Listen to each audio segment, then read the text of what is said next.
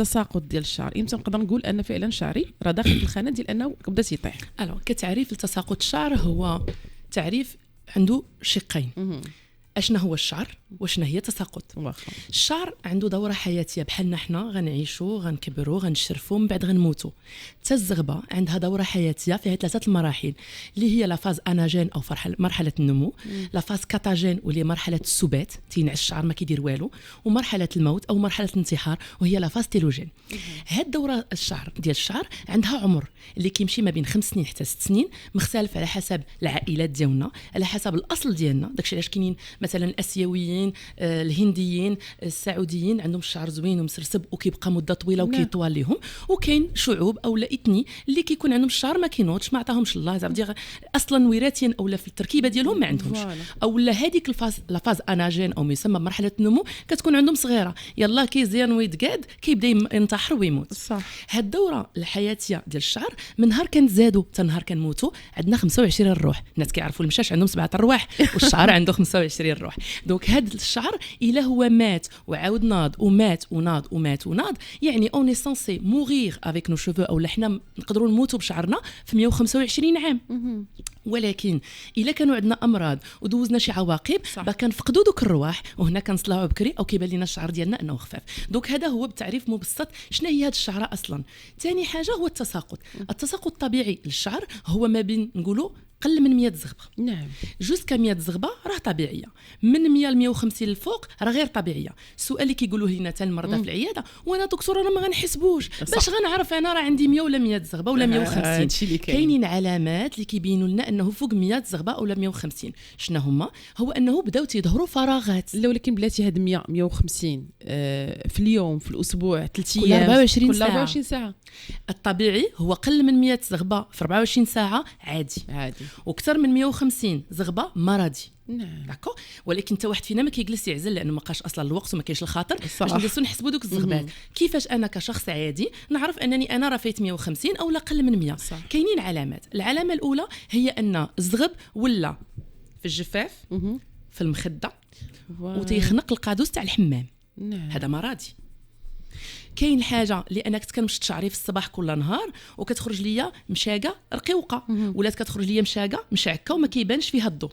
نعم. وكاين ظهور الفراغات. دونك اي شخص عنده هاد العلامات ما محتاجش اصلا يجلس يحسب.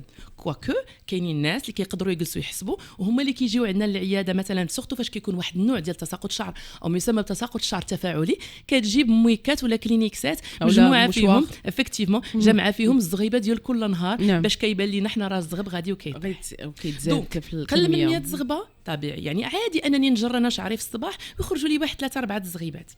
كاين تيست اخر اللي حنا كنديروه كاطباء ويقدر الانسان يديروه في الدار باش يعرف راسو انه داك التساقط اللي هو فيه راه مرضي، خصو يشوف طبيب. هما جوج. لو بروميير تيست كنسميوه لو تيست دو تراكسيون او البول تيست. هو كنشدو اون ماش، يعني بحال دابا نقولوا القياس ديال قد هكا الشعر، وانا كطبيبه كنجر مزيان.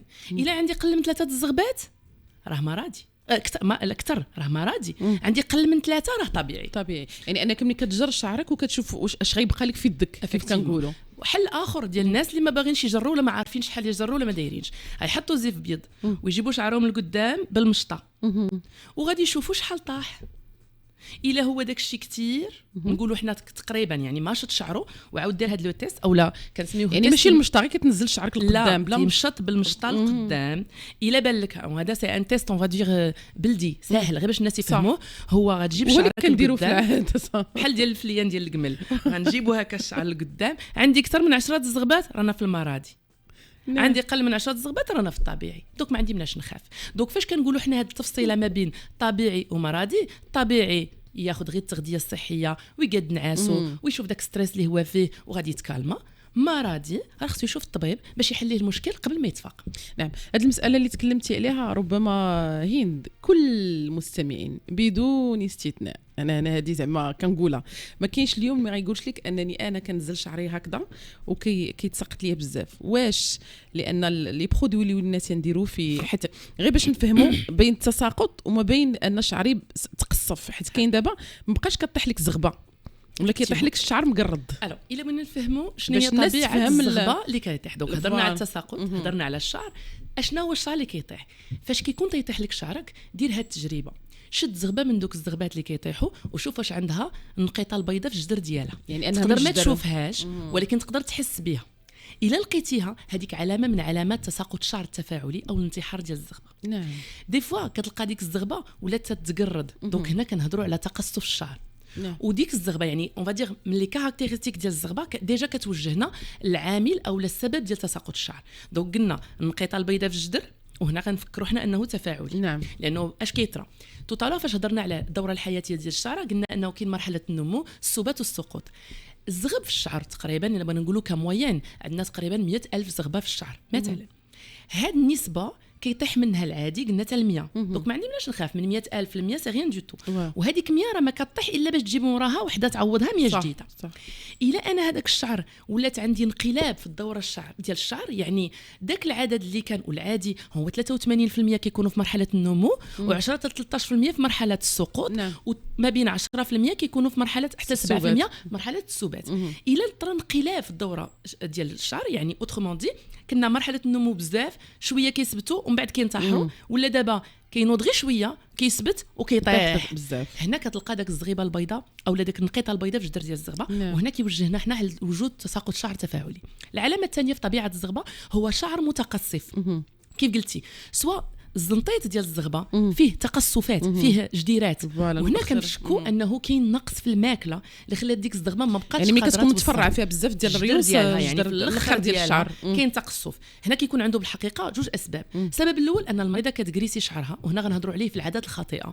لا بلاك، الشوسوار كل يومين 3 ايام، استعمال مواد صباغات بنسبه كثيره، كدير واحد المواد اللي هي كتنشط الدوره الدمويه في الشعر ولكن كتنشف الزغبه. وكذلك نقص مواد تغذيه معينه بحال الحديد، وحنا كنعرفوا ان الحديد فاش كيكون ناقص في الجسم كتولي الزغبه باهته بحال مريضه وكيولي عندنا تقصف في الجدر. دونك من العدد ومن طبيعه الزغبه ديجا الانسان في حد ذاته يقدر يوجه راسه لاشنا هما الاشياء اللي يقدروا يكون سبب ديال الطيحان. برافو. علاش؟ لان ربما درنا معك في واحد الجوله اللي هي زوينه، لان باش نعرفوا الدوره الحياتيه ديال الزغبه ديالنا، الشعر ديالنا امتى كيتساقط وامتى لا، وهذا الشيء كله ربما السيدات كتخاف. وتكلمتي على واحد النقط اللي هي اساسيه. كاين الناس فعلا اللي كتقول لك انا شعري كنخليه مورايا في الدار، يعني ربما هذه من العلامات اللي السيده فعلا خاصها تنتبه، وماشي غير السيدات. هنا شكون اللي كيجيو بزاف على الشعر ديالهم، النساء ولا الرجال؟ كلشي دابا كلشي دابا كلشي. لا اون فيت العلامات اللي كيبانوا هنا على حسب الاسباب اللي غنهضروا عليهم. سي كاين ان شونجمون دون لا سوسيتي. لو شونجمون في لا سوسيتي كو سوا من طريقه الماكله ديالنا، من طريقه النعاس، من طريقه الخروج، من طريقه الزاز اللي كنديروا، كلشي داكشي وجه المشاكل الجلديه او المشاكل الشعر نحو التساقط. مثال بسيط قبل ما ندخلوا في الاسباب، شحال هذه ما كانش شي حاجه سميتها الكيراتين ديال الشعر، شحال هذه ما كانش الصبيغ كل 3 سيمانات، يعني الناس كانوا كيديروا الحنه وكيديروا داكشي الطبيعي. دونك دوكو التبدل في العادات السوسيال او الاجتماعاتيه هي اللي خلى المشاكل الجلديه تطلع الفوق. حاجه اخرى هو سيهم وسائل التواصل الاجتماعي، سمع ودير، هذيك سمع ودير ولا تتخلي الناس اللي ما عنده مشكل ولا عنده مشكل. دونك الى انا عطيت راسي التقار الحياه العاديه تترجع لطبيعتها، ولا تفننت فيها ما غنتفننش اكثر من الخالق اللي هو صايبني. دونك ديك الساعه غنطيح راسي في ان بياج اللي ما كنخرج منه. نعم، ممتازه هذه الفكره هذه. ملي تكلمتي على مواقع التواصل الاجتماعي، اكيد حنا ملي تنتكلموا ديما تنقولوا هي راه سيف ذو حدين، يعني فيها اكيد راه فيها منا كيعرفوا المعلومات، منا كنعرفوا ربما من خلال المختصين اشنو كاين، اشنو خاصك تمشي تشخص، خاصك هذا خاصك، ولكن فعلا كاين واحد الخانه اخرى اللي فعلا الناس كتسمع غير الوصفه، كتسمع هذا، كتسمع وما كتعرفش واش لايقه ليها ولا لا، ما كتعرفش واش الدوزيه هذيك ولا لا. دونك فعلا خاص الانسان ينتبه. شنو هما الاسباب اللي كدار واللي كتخلي ان هذا الشعر كيطيح بهذا الشكل هذا؟ كنوليو وفي الانواع ديال التساقط اللي كاينه. تفضلي. الو باش المستمع ديالنا يتبع معنا بطريقه اللي هي مزيانه ويفهم مزيان، غنشرح الاسباب بطريقه مجمله ومن بعد غنهضروا على كل حاله بوحدها. مزيان. دونك اول شق من اسباب تساقط الشعر واكثر انتشارا هو تساقط الشعر الوراثي. نعم. او ما يعرف بالصلع الهرموني الجيني. من السميه ديالو كنعرفوا السبب. شنو هي في الحصل؟ هو زغبه عندها مستقبل وراثي وارثو انا على جدي ولا جد جدي ولا جداتي. هذاك المستقبل اون فوا كيتلاقى مع الهرمون الذكري الزغبه كتنتحر. دونك كتكون في مرحله النمو والسبات ومن بعد كتدخل في مرحله الموت. دونك قد ما هو تثبت قد ما الزغبه غتنتحر، قد ما الرواح اللي قلنا توطالير 25 روح سالاو دغيا، قد ما البلاصه صلاعت، قد ما بانت البيوضيه. وهنا كتمثل على شكل نحافه في الشعر او ما يسمى مرض نحافه الشعر. كتولي الزغيبه رقيقه، كيوليو يبانوا غير دوك لي بيبي هير، ما كاينش الزغب اللي هو صحيح، المساحه ما بين زغبه وزغبه تتولي بعيده، والطبيعي هو ان كل جدير كتخرج فيه 2-3، وهنا 3-4، وهنا كيولي يخرج وحيد في البلاصه. التشخيص ديالو غنشوفوه، ولكن هذا هو اكثر سبب لسبب الصلع الهرموني الجيني. التساؤل بيان سور يكون عند الناس، واش هادشي كيتشافى؟ بما انه وراثي، حنا غنهضروا عليه في الصلع الهرموني اكيد، حنا غنتكلموا على العلاج بوحديته باش هكذا الناس. الشق الثاني من الاسباب هو الاسباب المرضيه، والاسباب المرضيه فيها شقين، يا اما موضعيه فروه الشعر لانها هي اللي مسكنه لنا الزغبه، يا اما انها داخليه والجسم بما انه الحافظ الكامل. دوك الموضعيه سواء انني عندي مثلا فطريات، وهنا ما يعرفوا بالاكزيما الدهنيه، الناس اللي عندهم القشره بزاف العام كامل وكيحكوا شعرهم وحجبانهم وراودنيهم وبين صدرهم والزغب غادي وكيطيح، تيعرفوا اننا فاش كنداويو الاكزيما الدهنيه كيتحسن تساقط الشعر. الناس اللي عندهم صدفيه في الشعر، لو فات ان ديك القشره مثبته وثابته لداخل، فاش كيجي يحيد هو القشره لانه كتعطيه واحد لا ساتيسفاكسيون، كيطير معاه الشعر اللي شاد فيها. وبيان سور بما ان جلده الشعر مريضه، هي ما لاقيش الحل حتى راسها، ما غتلقاش الحل السكان ديالها. ثالث حاجه هو مرض الحزاز اللي هو كيمشي وكياكل لنا ديك الشعر. ورابع حاجه هو امراض المناعاتيه، وهنا كندقوا في الشق المناعاتي، جميع الامراض المناعاتيه الذاتيه بما فيها امراض الذئبه، لا سكليروديرمي او مرض تصلب الجلد، الامراض اللي كتاكل لنا الشعر كيف ما قلنا الحزاز، هادو كاملين عوامل كيجيو وكيظهروا على شكل تساقط الشعر ممركز واللي بعض المرات كيكون دائم. في نطاق الامراض الداخليه، يعني انا كشخص عندي مشاكل صحيه تمثلت كتساقط شعر، وهنا تساقط الشعر كيكون علامه وليس بمرض، لانه علامه كيوجهنا لحل المشكل الصحي الاساسي اللي بين لنا ما بين عوامله ولا ما بين تمظهره تساقط الشعر. غنهضروا على اسهلها واكثرها انتشارا هو النقص في الحديد.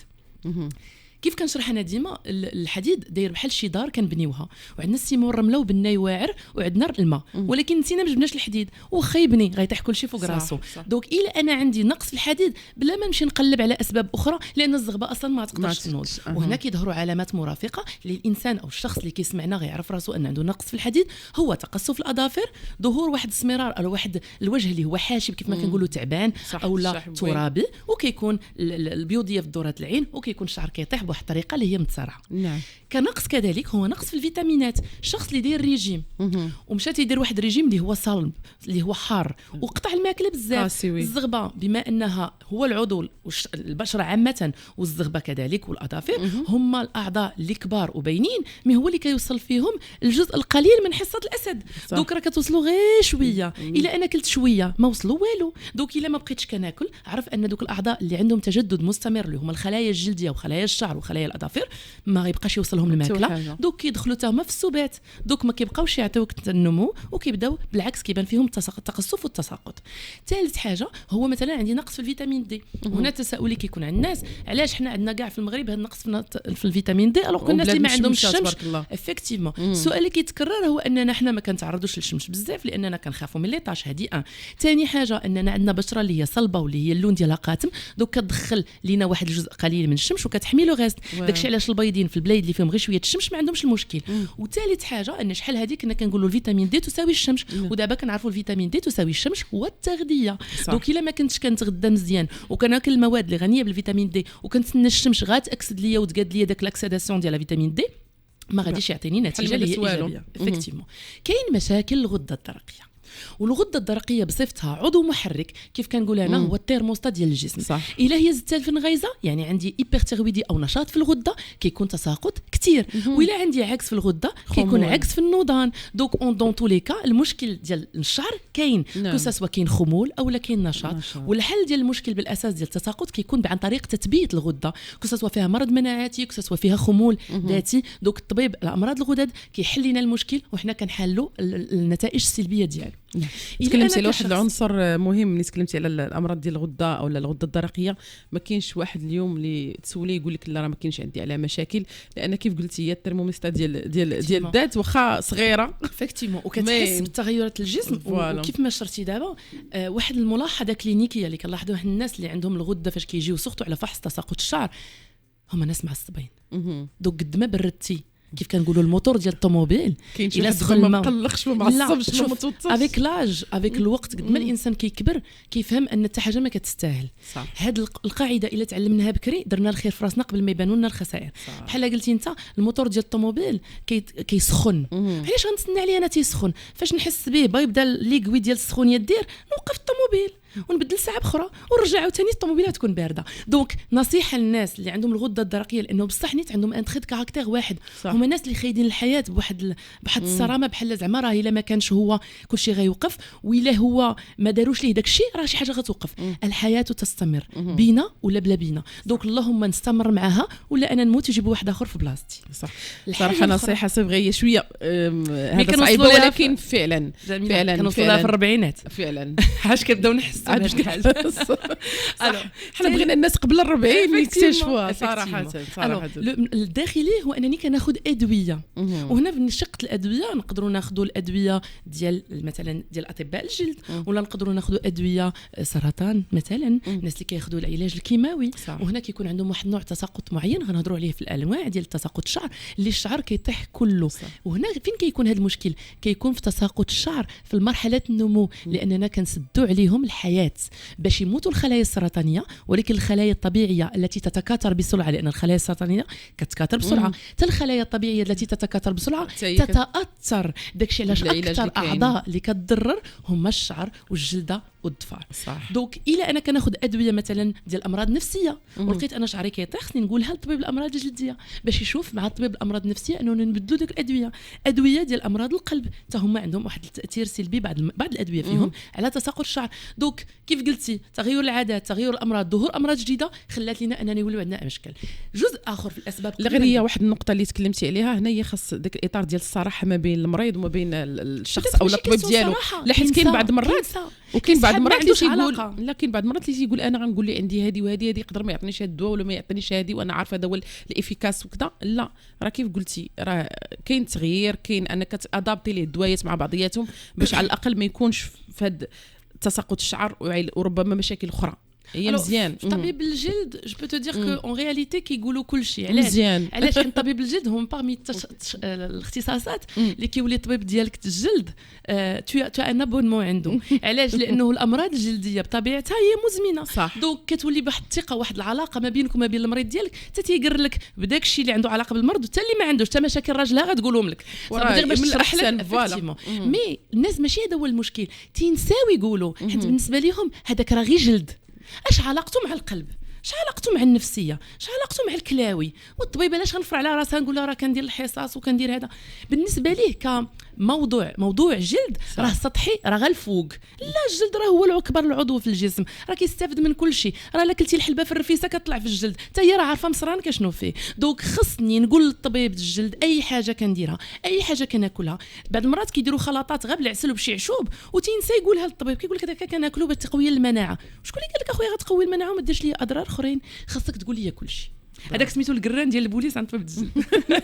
لا، جميل لان كيف قلتي بزاف ربما الامراض اللي تيكونوا او بزاف الحاجات كنديروهم كنقولوا فعلا اشنو العلاقه بينها وبين اشنو العلاقه ما بين مثلا ملي كنقولوا المرض ديال القلب كنقولوا شنو العلاقه ما بين انتفاخ ديال الرجلين، ملي كنقولوا سرطان ديال المثانه شنو كنقولوا العلاقه بالتدخين. سي فغي راه بزاف الناس العلاقه هو دور الطبيب باش يحط لك داك الاتصال اللوجيكي اللي كتولي تقول هذه كدير هذه وكتبدا تبان لك الاشياء كيف كنقلبوا على المنطق صراحه. ودائما في اطار الاسباب كاين بزاف ديال الاسباب، كاين اسباب اخرى وي كاين جوج اسباب اون فادير شقين باقيين. الشق الاول هو العامل النفسي. العامل النفسي فاش كتمشي عند طبيب الامراض الجلديه وكيدير لك تشخيص انه نفسي، بعض المرات الناس كيحقروا هذا العامل، كيقول لك طبات الجلد كيلصقوا ديما ستريس العامل النفسي، واش كانت شي صدمه؟ الوغ اللي خصنا نفهموا الاصل في التسميه ولا في المسبب الاصلي علاش النفسيه كتحكم. خصنا نعرفوا ان الجلده والجهاز العصبي ديالنا مركبين من نفس الخلايا الام، يعني في الفوي ديال الانقسام. وفاش كنكبروا وفاش كنوليو كبار وتيبدا يطيح لينا الشعر ولا كيبهات لينا الوجه ولا كنحسبوا راسنا ما عاجبيناش، الا المورال ما زوينش الوجه ما زوينش، وإلا المورال خايب الشعر كيطيح، وإلا الامراض المناعتيه الذاتيه عندنا راه كتفاقم مع الستريس. وهذه واقع وحقيقه كيعرفها اي شخص عنده مرض مناعتي ذاتي او لا عنده واحد الصدمه في حياته اللي طرات ليه وتقلبت حياته على عقب. نعم. دوك العامل النفسي فين مهم في امراض كثيره ما قلناش فيهم كاملين، مي في داء الثعلبه بواحد النسبه كبيره. داء الثعلبه اللي هو المغاربه كيسميوه التونيا، وحنا التونيا كنسميوها الامراض التعفنيه كيف قلنا توطالور فطريات على الشعر. مي التونيا الاصليه راه هي داء الثعلبه اللي كتبان واحد الشعر اللي هو ملس وما كاينش فيه الزغب وكيبان دوائر، ويقدر مالوغوزمون يدي لنا الحجبان، الشعر، شعر العانه، شعر الابطين، ويدي حتى الزغب كامل. حنا غنهضروا عليه في الاشكال ديال المرض. العامل الاخير في اسباب تساقط الشعر وهو العادات الخاطئه. شنو في هذه العادات الخاطئه؟ سواء انني كيف ما قلنا كنديروا مواد تصفيف الشعر اللي هما لا كيراتين، البروتين، وكاع المواد اللي التسميات ديالهم كتختلف. وهنا غنعطي نصيحه للناس اللي عندهم هذا الشغف بانهم كيديروا لي سوان ليسون او تصفيف الشعر عن طريق البروتين. البروتين اللي كنهضروا عليه راه هو بروتين طبيعي كاين في الشعر، ولكن طريقه التثبيت ديالو اللي هي غير طبيعيه، كسوا وجود مواد بحال الفورمالديد اللي كاين فيه واللي هو الكحول، وكاين دابا كيقولوا لهم ما كاينش فيه الفورمالديد، مي كنثبتوه بالحراره راه 180 حتى 230 درجه باش كنثبتوه في الشعر، وهذيك الحراره لا تمر مرور الكرام، راه كتعطي خسائر على جلده الشعر. وهنا كيولي الشعر ينوض معرج وكيولي يبان متقصف، الا ما بقاش كينوض كاع لانه كيحبس، لانه تضرر بواحد الطريقه كثيره. ثاني حاجه وهي عاده كثيره وهي لا بلاك. اخيب اختراع في العالم هو لا بلاك، لان الانسانه كتولي حاطاه في المجر كل شويه كتعطي، الا صونا عليها غير التليفون كتهز التليفون وتبقى تهضر فيه ربع ساعه ولا بلاك غادا كتحرك في الزغبه. دوك ما نحيد لا بلاك من المجر ديالي الا بغيت نكسب شعري. رابع حاجه العادات الخاطئه التدخين. الناس اللي كيكميو كسوا كارو كسوا الفيب سلا ميم شوز، الناس اللي كيدخنوا نسبه وصول الاكسجين للزغبه قليله، دوك ما غيبقاش ياكل وغيولي يطيح. دوك ما تقولش لي يعطيني اي حل وانت ما درتيش الحل الاول، هو انك تحبس التدخين. حاله اللي هي اسهل وابسط وهي الاختيار ديال الشامبوان. راه ماشي الشامبوان اللي كيحبس تساقط الشعر، ولكن حنا فاش كنعطيوك شامبوان ديال تساقط الشعر جوست انه ما يكونش مضر باش الشعر تستافد من العلاج المناسب، لان الشامبوان اصلا كنخليوه في الشعر ديالنا 30 ثانيه. دوك شحال 30 ثانيه غتنوض الشعر وتحيد ليه. دوك ما نبقاوش نتيقوا الكذوب ديال لي ريزو سوسيو ان هذا الشامبوان راه علاج. راه الشامبوان غير ما يكونش مضر، الا اختاريت شامبوان انا كنرتاح في الغسيل غيعطيني. والحاجه الاخرى هما الصبايغ. الصبايغ نخليهم الناس اللي عندهم الشيب لانهم ضروره، او لا كيف ما كنقولوا كيطلع عليهم المورال لان كيدرج لهم الشيب الابيض الا هما معصبهم الشيب الابيض. مي كاين الناس اللي كيعيشوا به، ولكن بنيته عندها 15 عام وكتصبغ شعرها بالاحمر وشهرين تدخل بالصفر وشهرين كتخرج بالازرق، ومن بعد كتقول لك ما عتمال ما بقاش عندي الشعر كان عندي قدوك ولا قدوك، درتيها بيديك. دوك الا انا حبست قبل هاد العادات الخاطئه، ولا انا كأم منعت بنتي كيف كانوا مواتنا كيمنعونا وحنا صغار حتى ما درناش هاد الزبايل، كلشي كان عنده الشيطان كيلعب ليه في راسو، ولكن كان كيف ما نقولوا القدره على لو دير لو نو يفو لو ريبروندر، لاننا كنبغيو نرضاو وليداتنا تنصدقوا خارجين عليهم. تنديروا لهم لي سوان ليسون في 13 عام باش يبان لها شعرها رطب بحال صحاباتها لانها تعقدات، من نقدر نقنعها ان شعرها زوين كيف ما هو. كنصبغ ليها باش يعجبها الحال والصيف تكون تتبان زوينه، مي فاش غتكبر تولي تبان خايبه. دونك نصيحه للامهات زيروا السمطه شويه، اي حاجه كتضر من بعد لانك انت اون طونك شخص كبير عرفتي داكشي كيضر، حبسها على البنيتات الصغار وشرح لهم ان داكشي غيرجع لهم، واعطيهم مثال من لونطوراج ديالك ديال شي شخص اللي كان كيدير الصبيغ ولا عنده جوج زغيبات اللي كان كيدير الكيراتين ولا ما بقاش عنده الشعر باش يستافدوا بالمثل وما يطلبوش لك انهم يديروه. السوشوار السؤال ديالو واش نديروه ولا ما نديروش، السوشوار كيطلع المورال، لا درتو مره ماشي باس، من نديرو كل نهار والقصه ديالي نبقى كل نهار نسخن فيها بيان سور غتبدا تحرق الزغبه يعني يعطيني تقصف وتساقط واي حاجه اللي هي خايبه. نعم منين تنتكلموا على العادات ديال منين تنتكلموا على هذه الامور كلها الا مشات في الاعتدال راه مزيان، ولكن الانسان كيف قلتي يعرف شنو الحاجه اللي كتضر وشنو الحاجه اللي ربما تقدر تكون فائده والحاجه اللي زاز مره بشحال. حتى في السوشوار اولا شعرك كنتي كتصايبي راه كان الانسان كيصايبو في العيد في العيد هما الخلاطات راه ماشي راه تخاصمينا مع الناس كاملين بغيتي تهضري راه دي فوا بكثرت ما كتبقى تسمع هذا الشيء كتولي تسحبه هو الطبيعي حتى تجي شي واحد كيصرفك عاش كتعيق راه داكشي ما هواش. دوك الخلاطات كون كان عندنا شعر واحد ونفس الطبيعه ونفس الخاصيات ونفس الجسم، هي الخلطه اللي دارت لينا فلانه راه غتصدق لينا كاملين، ولكن حنا راه ما عندناش نفس الشعر وما عندناش نفس الجسم وما عندناش نفس طبيعه فروه الشعر. دوك ما يمكنش الخلطه اللي تقول لك فعاله 100% راه فعاله على شكون؟ على الكلون ديالها اللي هي بحاله، ما يمكنش تكون نافعني انا كواكو. كاينين شي حويجات اللي هما طبيعيين واللي غنديروهم كيف ما هضرتي على الزاز اليوم في حلقه في الاخر ديال الحلقه غنهضروا على خلطه الزاز بالنسبه للناس اللي كيموتوا على الخلاط. تعطي لكم دكتوره هند ان شاء الله.